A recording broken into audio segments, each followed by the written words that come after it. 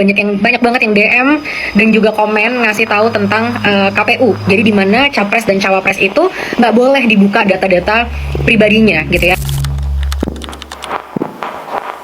Saya berperasaan memang kelihatannya ada agenda besar politik di balik isu-isu ini, ijazah palsu, isu pemakzulan.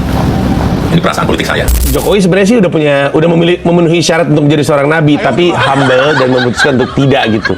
Sudah menghina saya sehina-hinanya, sudah menuduh ijazah itu ijazah palsu, sudah merendahkan saya serendah-rendahnya. Dia nanti dibuktikan lewat proses hukum.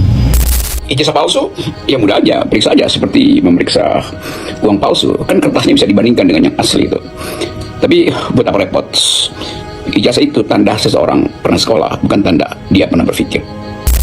Saya mempertimbangkan karena ini sudah menjadi fitnah di mana-mana, pencemaran nama baik.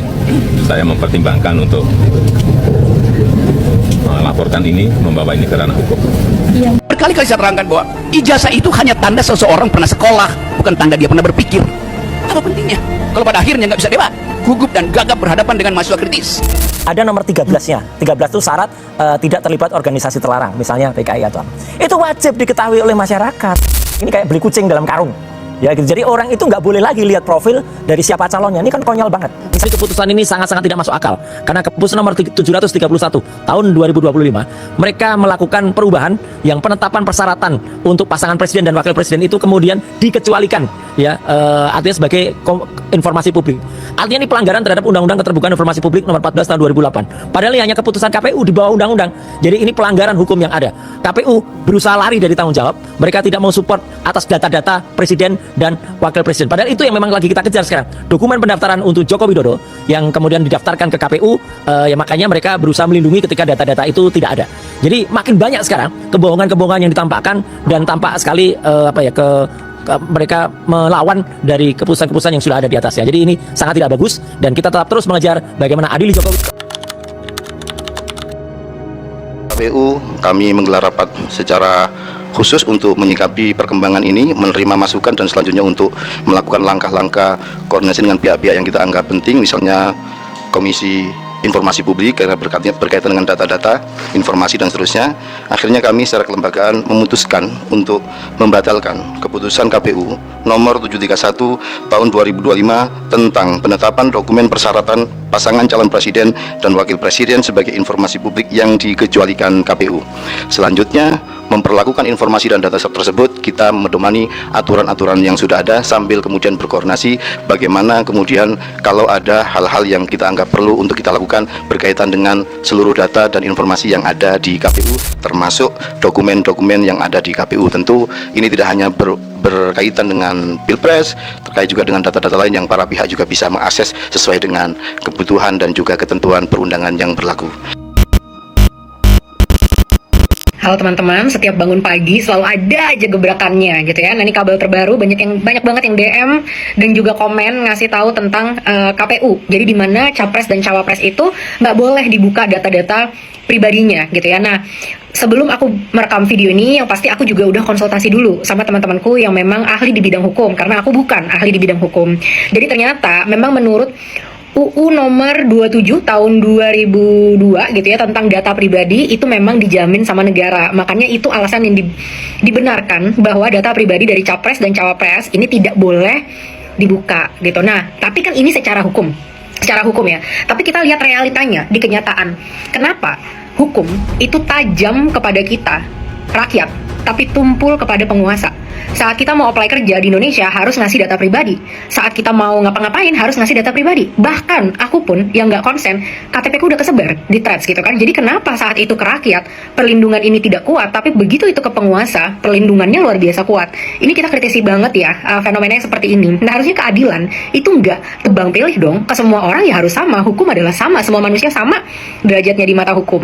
Nah apalagi ngelihat konteks teman-teman, di mana nih ya sampai saat ini, kan aku kan ceritanya dituduh Ternak Mulyono gitu ya, sampai saat ini masalah ijazah itu dibahas terus gitu. Padahal aku nggak tahu itu korelasinya apa terhadap kemajuan gitu ke depannya. Tapi ada beberapa teman-teman yang percaya kalau masalah ijazah ini penting banget gitu. Nah harusnya melihat konteks itu, KPU bisa lebih bijak dalam melihat bahwa lihat nih masyarakat itu gampang dipecah belah sama hal-hal kayak gini. Jadi seharusnya gimana caranya kita kasih transparansi sebesar-besarnya biar masyarakat bisa fokus menjalankan fungsinya, bisa berpartisipasi aktif dalam demokrasi dan tidak ada jadinya malah perpecahan pecah belah gitu. Karena dari tuntutan 17+8 kita selalu minta adanya transparansi teman-teman.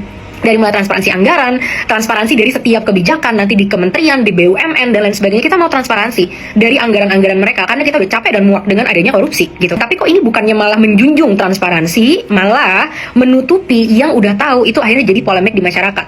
Tapi oke, itu problemnya. Sekarang apa sih solusinya gitu? Kalau menurut pendapatku pribadi ya, yang pertama, para capres dan cawapres silahkan deh. Oke, peraturannya seperti itu, tapi aku sarankan kalau bisa mungkin yang mau jadi capres dan cawapres buka aja kakak-kakak itu informasinya apa. Mungkin nggak perlu kita tahu nomor handphone dan segala macam ya, tapi mungkin kita perlu tahu sepak terjangnya apa sih sebelumnya, CV-nya, pengalaman kerjanya apa, visi misinya apa, ijazahnya kalau bisa juga dites dan disahkan biar ini nggak jadi polemik di masyarakat. Kasihan masyarakat Indonesia harus ngurusin masalah-masalah kayak gini saat hidup kita pun sudah sulit gitu. Yang kedua, saranku adalah kita semua teman-teman mari sama-sama jangan lagi kita pilih adanya politik dinasti. Kita hancurkan politik dinasti di generasi kita. Kita pilih orang-orang yang benar-benar capable karena kemampuan mereka, bukan karena mereka anak siapa. Setuju nggak? Menyampaikan berkaitan dengan perkembangan dari keputusan KPU nomor 731 tahun 2025. Pertama, KPU sebagai lembaga publik berkomitmen untuk senantiasa tahun 2025.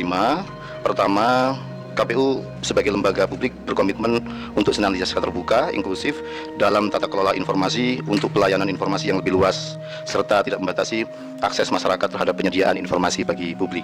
Kedua, KPU dalam dinamika beberapa hari terakhir berkaitan dengan keputusan ini 731 mengapresiasi partisipasi publik, masukan kritik publik dalam memastikan pelaksanaan pemilu yang berintegritas dan akuntabel serta terbuka.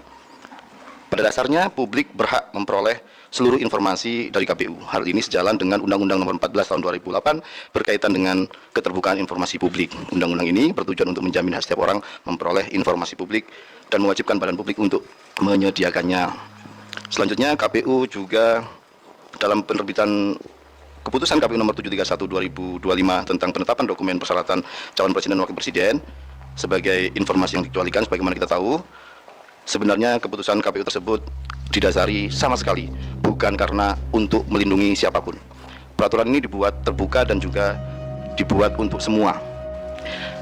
Pada akhirnya KPU, teman-teman sekalian, mengapresiasi masukan-masukan dari berbagai pihak pasca terbitnya keputusan KPU tersebut, keputusan 731, dan selanjutnya kami menggelar rapat secara khusus untuk menyikapi perkembangan ini, menerima masukan dan selanjutnya untuk melakukan langkah-langkah koordinasi dengan pihak-pihak yang kita anggap penting, misalnya Komisi Informasi Publik karena berkaitan dengan data-data, informasi dan seterusnya. Akhirnya kami secara kelembagaan memutuskan untuk membatalkan keputusan KPU nomor 731 tahun 2025 tentang penetapan dokumen persyaratan pasangan calon presiden dan wakil presiden sebagai informasi publik yang dikecualikan KPU. Selanjutnya, memperlakukan informasi dan data tersebut kita medomani aturan-aturan yang sudah ada sambil kemudian berkoordinasi bagaimana kemudian kalau ada hal-hal yang kita anggap perlu untuk kita lakukan berkaitan dengan seluruh data dan informasi yang ada di KPU, termasuk dokumen-dokumen yang ada di KPU. Tentu ini tidak hanya berkaitan dengan Pilpres, terkait juga dengan data-data lain yang para pihak juga bisa mengakses sesuai dengan kebutuhan dan juga ketentuan perundangan yang berlaku.